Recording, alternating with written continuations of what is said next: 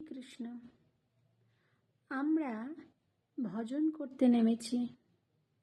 এই বিশ্ব ব্রহ্মাণ্ডে মায়ায় সমস্ত ঘিরে ফেলেছে, আর আমাদের ভক্তদেরও যদি মায়া গ্রাস করে তাহলে আর কিছু বলার নেই। আমরা ভাবছি যে আমরা অনন্ত জীবন বাঁচব, আমাদের হাতে অনেক সময় আছে, তাই আমরা নিজেদের দোষটা, নিজেদের কতটা কমি আছে, কতটা কমির জন্য আমরা সেই হরিকে নিরন্তর দেখতে পাচ্ছি না, তাকে নিরন্তর ডাকতেও পাচ্ছি না। ডাকার যে আশা, যেটা মীরাবাইয়ের 5 বছর বয়সে হয়েছিল, প্রহ্লাদের 5 বছর বয়সে হয়েছিল, হে প্রভু কি কমি আছে, কেন আমি তোমাকে দর্শন করতে পারছি না? কবে তুমি দেখা দেবে আমায়? কবে তুমি আমায় নেবে? কেন তুমি আমায় দর্শন দাও না? হে দয়াময়, একবার দর্শন দাও, একবার এই অধমকে একবার দর্শন। এই যে এক লালসা, যেটা প্রহ্লাদ মহারাজ এটা হয়েছিল, যার জন্য তিনি কত কষ্ট সহ্য করেও নির্বলিক হাসি মুখে সেই হরিকে ডেকে যাচ্ছিলেন। যেই ডাক শকুবায়ের হয়েছিল ছোট্টবেলাতে, যে হে হরি, হে দয়াময়, তুমিই আমার সব, তোমাকেই আমি অন্তর দিয়ে বাৎসল্যভাবে সেবা করব, তোমাকে নিরন্তর আমি এই জগতে যত কষ্ট যে দিক না কেন, কিন্তু আমি তোমাকে সেবা করব। তাই বৈষ্ণব প্রকৃত নিজের কমিটা দেখে, কে কাকে সেবা করলো, কে কি করে বেড়াচ্ছে, কে কার কমটা। আমরা সবসময় নিরন্তর এমন কলিতে আমরা মজ্জ হয়েছি যে আমরা নিরন্তর এর পেছন তার পেছন লেগে লেগে আমাদের সময়, দুর্লভ সময়গুলো নষ্ট করে ফেলছি। ভক্তরাই ভক্তর পিছনে লেগে লেগে, এটা আপনার ভজন ঠিক হচ্ছে না, এই পদ্ধতিতে ভগবানকে ডাকতে নেই, এটা করতে নেই, ওটা করতে নেই। আরে সেটা ভগবানকে, আর তার গুরুদেব নিশ্চয়ই রয়েছে, তার গুরুদেব নিশ্চয়ই হাতে তাকে ভজন শিখিয়ে গেছে, কাকে ভজন করতে হবে না করতে হবে। সে গোপালকে ভজন করবে কিনা সেটা গোপালই তাকে। একটা কথা আপনারা মনে রাখবেন প্রভুগণ, মাতাজিগণ, একটা কথা মনে রাখবেন, যে কে এই জগতে কেউ একটা শুকনো পাতাও যদি হরির ইচ্ছা ছাড়া না হয়, তাহলে এই জগতে যে যা করছে সব কিছুই তাঁরই ইচ্ছা, তাই সবই ঠিকই আছে। আপনি আমি কে তাকে পথ দেখানোর? তার গুরুদেব রয়েছেন, তার সাক্ষাৎ ভগবান রয়েছেন, সর্বগুরুর গুরু তিনি তিনি তাকে, তার মনকে সবচেয়ে ভালো জানেন কে? আমাদের ভগবান। তাহলে তিনি তাকে, যে কোনো মানুষকে সেই গুরু নির্বাচন করে পাঠান, যে গুরু তাকে সামলাতে পারবে, যে গুরু তাকে প্রকৃত পথ দেখাতে পারবে, যে যেমন তার গুরুও তেরকম। তাই আমরা বৈষ্ণবদের সব সময় দৈন্য এটাই থাকা উচিত যে আমি অপরাধীজন, সদাই দণ্ড দুর্লক্ষণ, সহস্র সহস্র দোষে দোষী, ভীম ভবার নবোদয়ে আমি পড়েছি বিষম ঘোরে, কিন্তু প্রভু গতিহীন আমি, কিন্তু গতি অভিলাষী।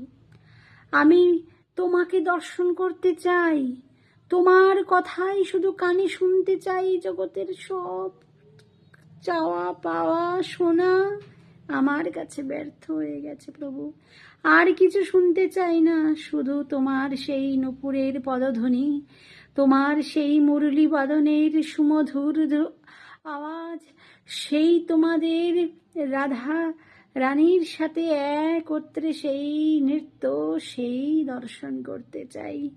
সেই সখাদের সাথে খেলার সেই কুজিত সেই হো হো হা হা হি হি সেই তান, সখীদের সেই অপূর্ব কলধ্বনি তোমার সাথে, সেই সব লীলার এক কণ, যশোদা মায়ের সেই অগাধ পরিশ্রমের সেই তোমার সাথে কখনো দ্বন্দ্ব, কখনো মিষ্ট, কখনো সুমিষ্ট, কখনো দুলার, সেই যে হ্যাঁ, সেই আমি শুনতে চাই। তোমার নিত্যানন্দর সাথে চন্দ্রের অদ্ভুত সেই নৃত্য সকল বৈষ্ণবগণ দর্শন করছেন। অদ্ভুত দুই ভাইতে মাতামাতি মাখামাখি শ্রীবাস প্রভুর অঙ্গিনাতে সেই টলমল সেই গোরা চাঁদের সেই শ্রীমুখ, তার সেই ভেজা ভেজা নয়ন ভেজা জলে সেই সিক্ত সেই নাটক, যে নাটক তিনি নিজে সাক্ষাৎ করেছিলেন এই চন্দ্রশেখর ভবনে। আর সচী মাতাও তাকে চিনতে পারছিলেন না, তিনি সাক্ষাৎ লক্ষ্মী বলে গণনা করেছিলেন।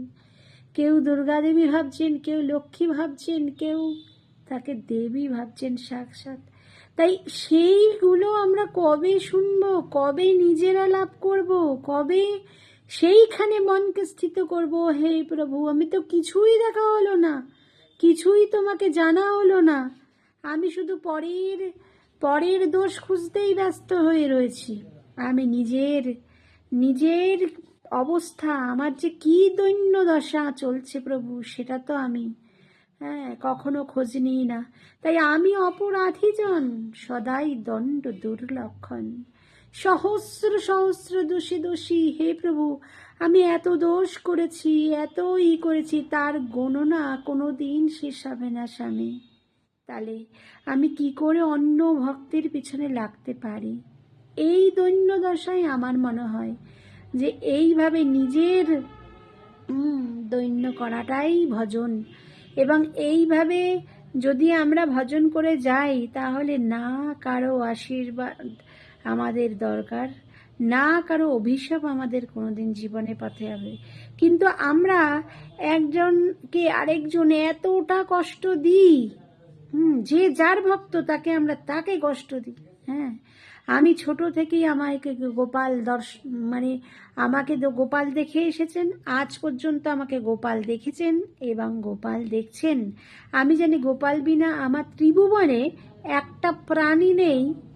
গোপালকে নয় আমি ছেড়ে দিলাম আপনার কথায়, আপনি আমায় দেখবেন সারা জীবন?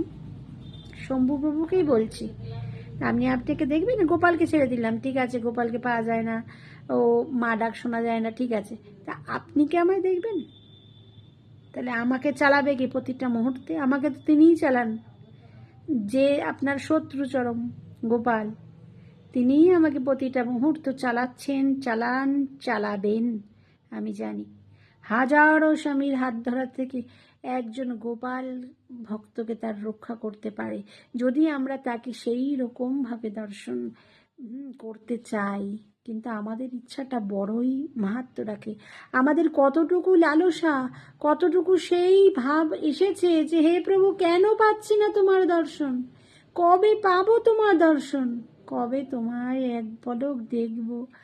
এক পলক তুমি আমার সাথে কথা বলবে, একবার আমায় ডাকবে। এই যে লালসা, এটার নামই ভজন। আর এটাই করার জন্যই আমার গুরুদেব ভক্তি সুধীর আচার্য গোস্বামী মহারাজ আমাকে হরিনাম দিয়েছিলেন, এই একটাই কারণে যে কবে আমি প্রভুকে দর্শন করব, সেই লালসা জন্মানোর জন্য। তাই আমি সেটাই করে যাব। কেমন? হরি বল, হরে কৃষ্ণ।